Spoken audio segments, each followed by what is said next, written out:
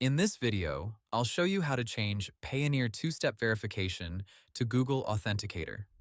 First, here's the important part.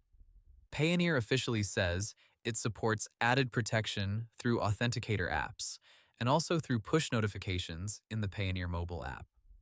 Payoneer's newer guidance strongly promotes using the mobile app approval method instead of SMS, and their official setup path in the app is Profile, then Settings, then Security Settings, then two-step verification.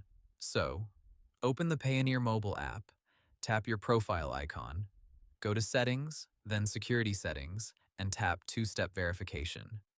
If two-step verification is already enabled, Payoneer says you should see the option to use the mobile app to approve actions. If you're setting it up for the first time, just follow the on-screen instructions.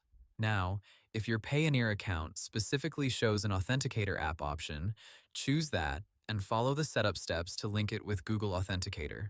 Payoneer's Security Center confirms that Authenticator apps are supported, but the exact option shown can vary by account. And Payoneer's current public step-by-step guide focuses mainly on the mobile app approval method rather than naming Google Authenticator directly.